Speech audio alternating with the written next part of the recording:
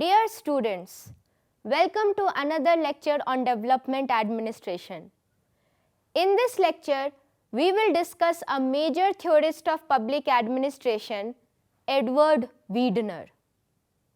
The primary objectives of this lecture are to know the meaning of development administration, to learn the differences between traditional and development administration, to understand the ideas of administration of development and development of administration, to look at Weidner's development models, and to appreciate Weidner's contributions to the field of development administration.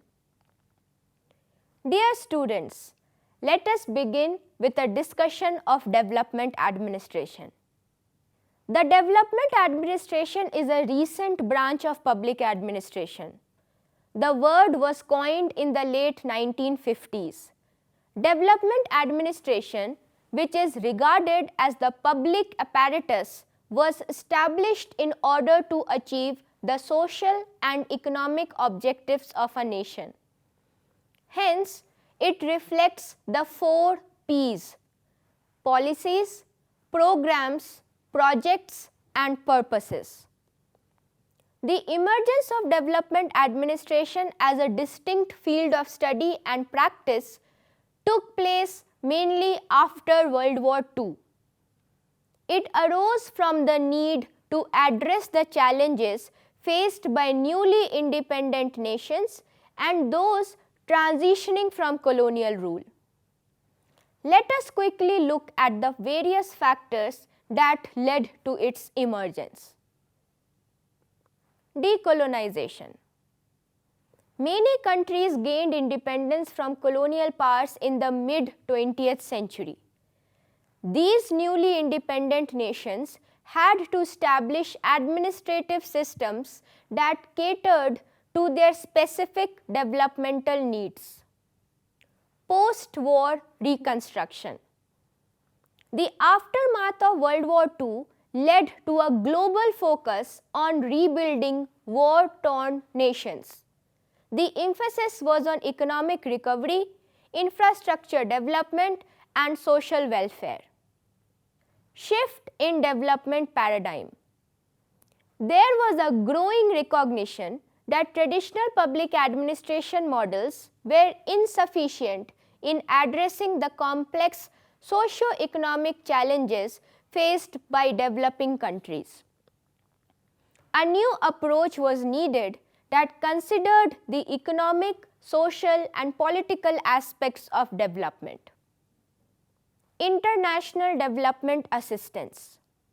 International organizations like the United Nations, World Bank, and the International Monetary Fund became increasingly involved in providing aid and assistance to less developed countries. This led to the formulation of policies and programs aimed at fostering development. Rise of development theories. Various development theories emerged, influencing administrative practices. These theories, such as modernization theory, dependency theory, and structuralism, provided frameworks for understanding and addressing development challenges. Thus, the development administration evolved as a response to these changing global dynamics. It aimed to integrate administrative principles with the goals of fostering socio-economic development, emphasizing the importance of efficient governance, capacity building, and effective implementation of policies and programs to achieve sustainable progress. The essence of development administration is to bring about change through integrated, organized, and properly directed governmental action. The governments in most developing nations have shifted their focus on development by means of planned change and people's participation. The growing welfare functions of the government have brought into the limelight the limitations of the traditional theory of administration. There is no uniform definition of development administration which is agreeable to all. But we should still try to understand the meaning of the concept through the twin ideas of administration of development and development of administration. According to Ramesh K. Arora, the term development administration has been used in two interrelated senses. First, it refers to the administration of development programs, to the methods used by large-scale organizations, notably governments, to implement policies and plans designed to meet their developmental objectives. Second, it indirectly involves the strengthening of administrative capabilities.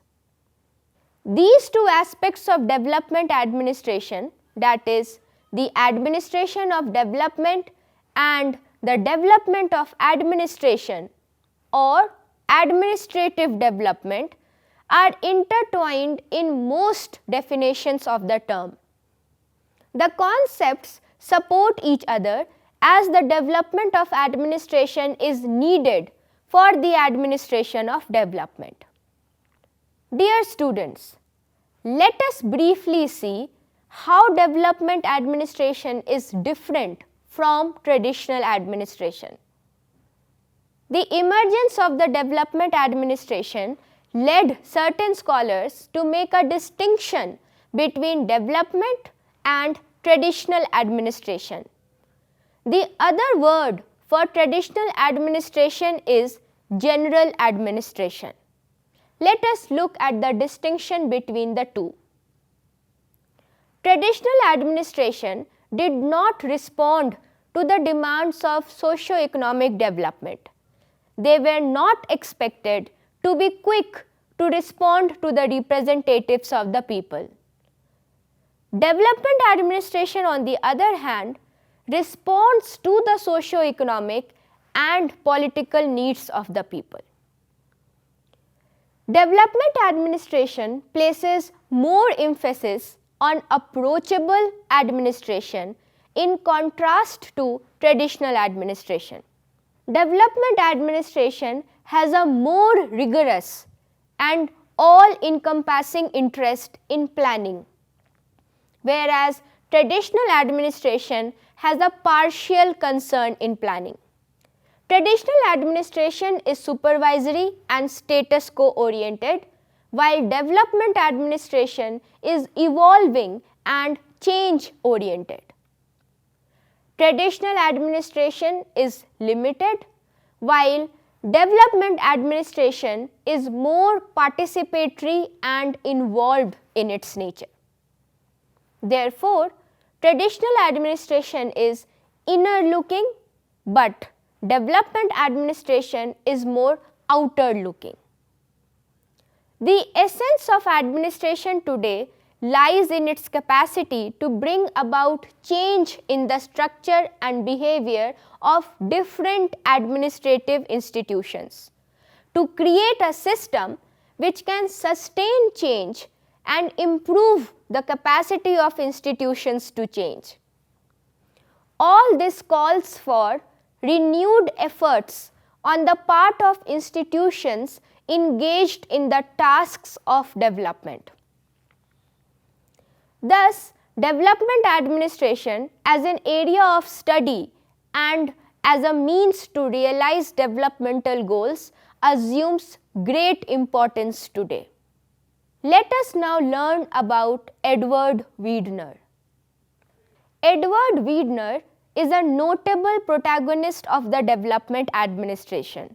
He is a significant figure in the realms of education and development administration.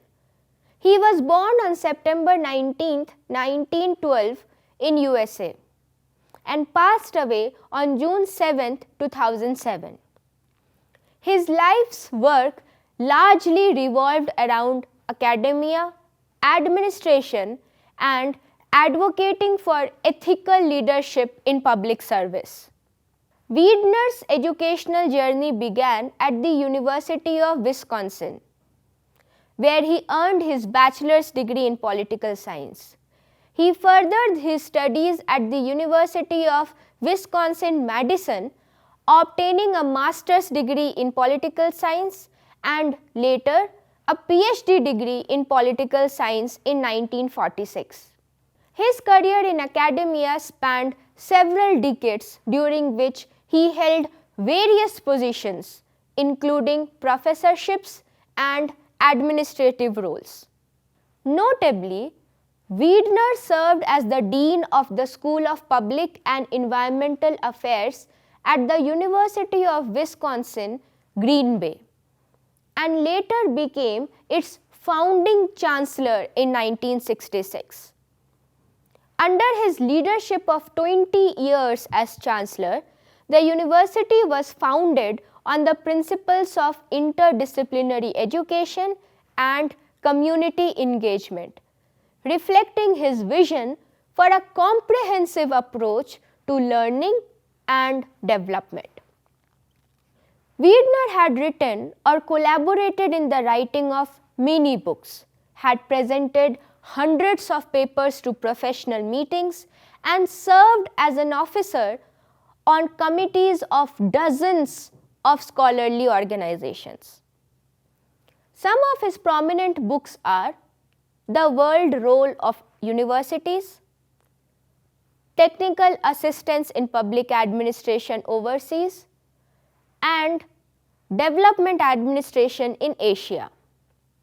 His other significant writings include Development Administration, a New Focus for Research, Theory of Development Administration, and The Elements of Development Administration, among many others. His works focused on the intersection of public administration and development, emphasizing the need for administrative systems to support the socio-economic growth of developing nations effectively. He believed that building administrative capacity and expertise was crucial for sustainable development. Dear students, it is time to discuss the contributions of Weidner to the field of public administration in general and development administration in particular. Weidner was a prominent figure in the field of development administration, particularly known for his contributions to education and the promotion of effective administrative practices in developing countries. He was an academician and administrator who played a pivotal role in shaping the understanding and implementation of development administration. He was one of the few thinkers to choose the third world countries as his focus of study. He can thus be rightly given the credit for writing and theorizing about developing nations. He felt that the administrative systems suited to the requirements of the developing countries have not been much talked about. According to Weidner, the former administrative theories had lots of loopholes and problems. Too much emphasis was given to the means of administration, whereas the goals to achieve the desired results were underemphasized. According to Weidner, public administration has glorified the means and forgotten the ends. Good administration and good human relations have become ends in themselves, quite apart from the achievement of other values that may or may not facilitate.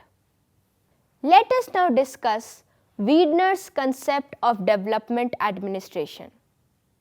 Weidner introduced the concept of goal-oriented development administration, which was not present in the earlier administrative theories.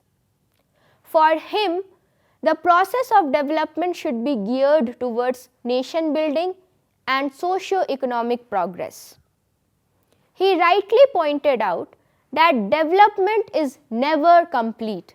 It is relative, more or less of it being possible. According to him, in order to achieve the development objectives, the development administration should distinctively concentrate on administrative inquiry. This is necessary to comprehend the managerial roles, practices, and managerial arrangements. The main emphasis of development administration is the focus on administrative rudiments for attaining public policy aims and objectives and recognizing conditions under which the maximum level of development can be achieved. Weidner defined development administration in government as the process of planned or intended change in the direction of modernity or nation building and socio-economic change. His concept is known as development of administration and administration of development.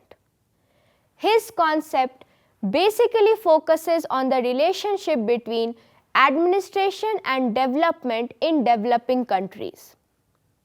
He emphasizes on the need and necessity of administration in the developing nations. This is what he means by development of administration. An administrative mechanism has to be developed for the developing nations. Administration thus has a significant role to play in the development of developing countries. In the same way, it is equally essential that the administration which is developed should be in tune with the requirements of the developing nations on their path of development. This is what he means by administration of development. Thus, administration should be such that it is instrumental in the development of the developing nations. It should act as the means to achieve the end of development. Dear students, let us discuss these two ideas in detail. Administration of development. Development is integral to the aims and activities of the government, especially in developing countries. Because of the scarcity of human and material resources in their countries, the need to optimize the utilization of available means and enhance new means assumes great importance. Development administration thus becomes a means through which the government brings quantitative and qualitative changes in an economy. The government is engaged in not only fixing priorities but also making efforts to realize them. Hence, we can say that development administration is an effort towards the planned transformation of the economy involving not only the sphere of administration but also the formulation of policies and indeed the society as a whole. It is an effort at the synchronization of changes in all spheres of development: economic, political, social, and cultural. Thus, development is not only viewed in terms of the growth process, but it includes a process of social change. It concentrates on the needs and desires of the people and is concerned with the formulation of plans, programs, policies, and projects, and their implementation. It plays a central role in carrying out planned change. It is concerned with planning, coordination, control, monitoring, and evaluation of plans and programs. It is not only concerned with the application of policies as determined by the political representatives in existing situations, but also with introducing efforts to modify existing situations so as to serve the cause of the masses. The primary objectives of the administration of development are application of innovative strategies for development, stress on social development and human capital as a significant resource, along with an effective and efficient use of scarce resources, emphasis on development at the grassroots level, development as a need-oriented and self-reliant process, recognizing and highlighting the unity rather than a dichotomy between politics and administration, creation of a politico-administrative environment which is oriented towards securing the basic needs of the population. The second idea is development of administration or administrative development. Development of administration means a cultural change in administration. It has to be efficient and effective. For that purpose, it has to aim at an enlargement of administrative capabilities and structural and behavioral change. It is this aspect of administration that is called administrative development or the development of administration. In simple terms, it means the development of an administrative system of administrative health by introducing administrative rationalization and institution building. The purpose implicit in this concept is not merely changing the administrative procedures and channels, but also bringing out a fundamental change in administration that leads to political development, economic growth, and social change. However, there are a lot of challenges before administrative development in developing countries. One of the major concerns is the capacity of an administrative system to take decisions in order to meet the ever-increasing demands coming from the environment with the objective of achieving larger political and socio-economic goals. Another challenge is the need for an increase in size, specialization, and division of tasks while maintaining the professionalization of its personnel. This is a concern regarding the increase in administrative capability and capacity. This requires a transformation of existing administrative mechanisms into new machinery through modernizing bureaucracy by external inducement, transfer of technology, and training. The transformation of administrative mechanisms will also help remove or reduce bureaucratic immobility and widespread corruption. Another challenge is achieving a pattern of increasing effectiveness in the optimum utilization of available means and further augmentation of the means, if necessary. This requires a reorientation of initiatives and practices along the lines of realistic needs. Another problem is the high dependence on foreign experts, which can be resolved by producing a trained workforce. This requires the creation of administrators who can provide leadership in stimulating and supporting programs of social and economic improvement. Reorientation of established agencies must be done along the principles of administrative rationalization. The last and most important challenge before administrative development is making modernization culturally related in developing countries. The main aim of the development administration is societal change in the direction of modernity.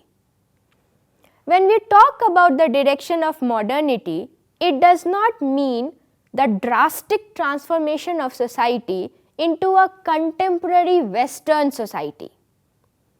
The main focus is on native development, which is justifiable and looks into the welfare and needs of its citizens.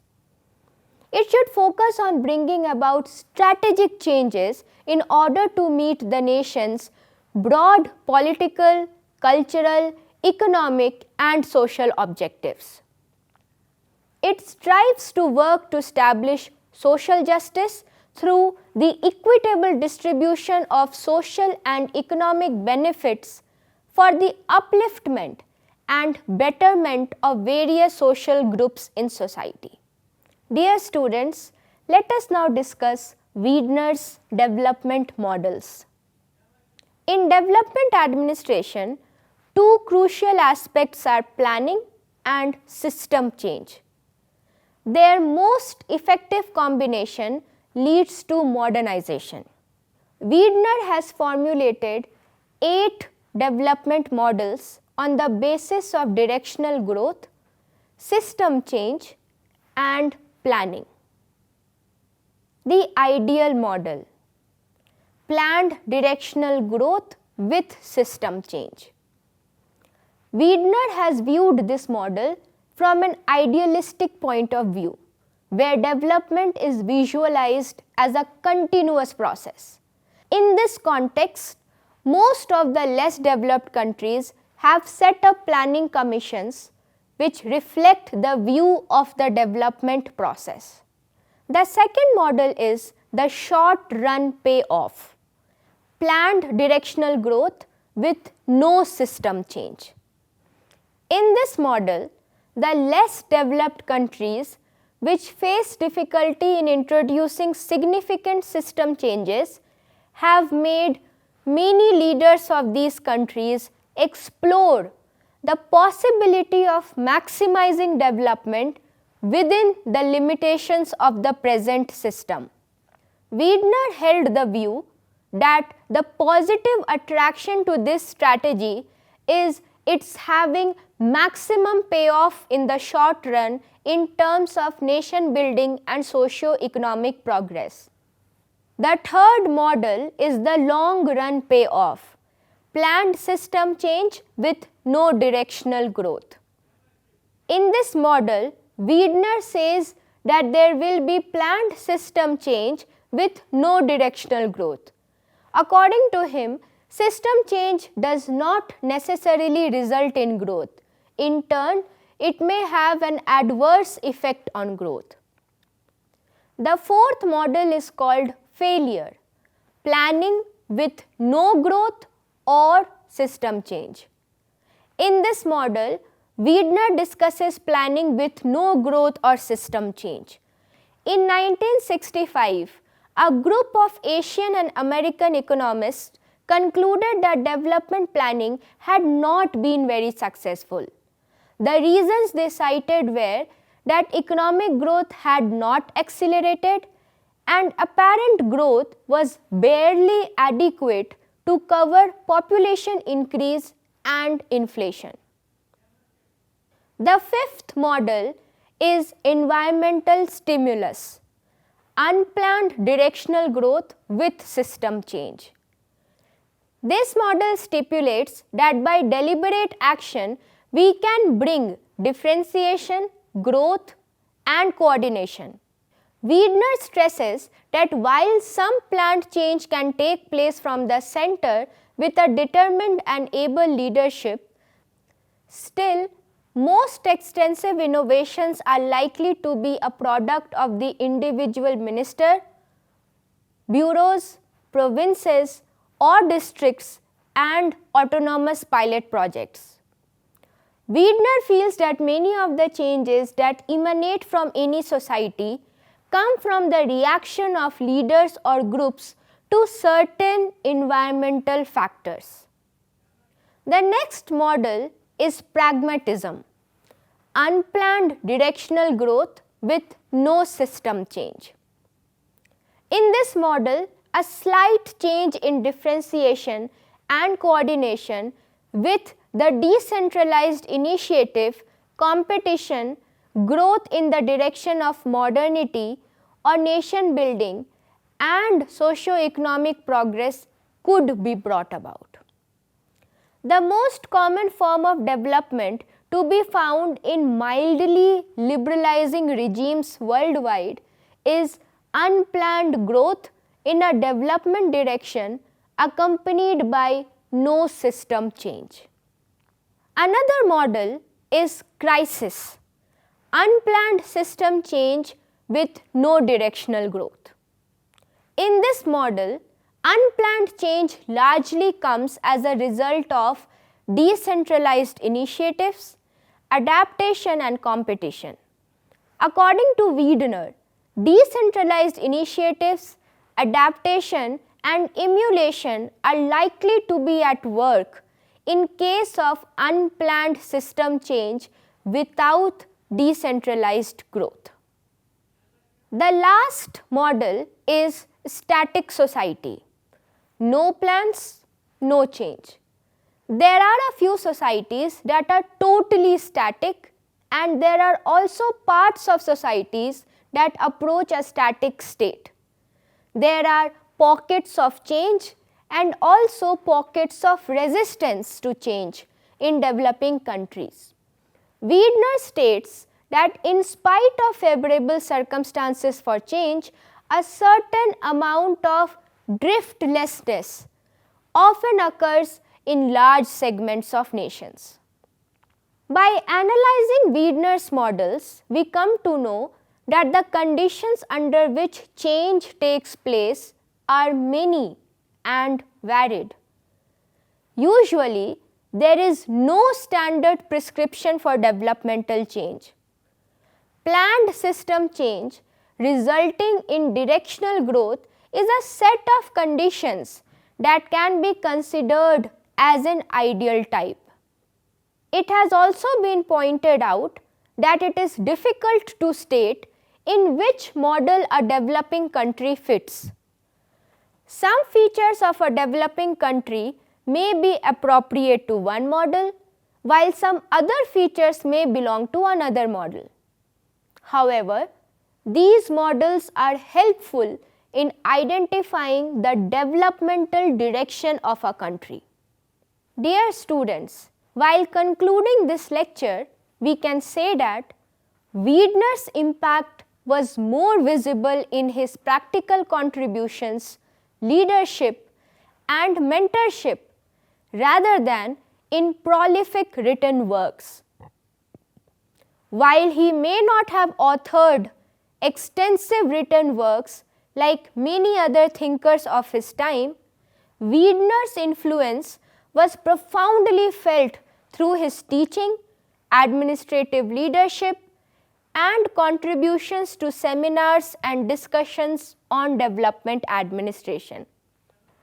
His commitment to education, ethical governance, and the holistic approach to development administration left a lasting impact on the institutions he helped shape and the individuals he mentored. Weidner was known for his advocacy of ethical leadership and the importance of education in the context of development administration. He emphasized the need for well-educated administrators in developing countries and stressed the significance of integrity, transparency, and accountability in governance practices. Weidner's legacy lies in his institutional contributions, emphasis on education, ethical governance, and the holistic approach he advocated for in the field of development administration. So, dear students, I hope you enjoyed this lecture on Edward Weidner. See you soon with another lecture. Thank you.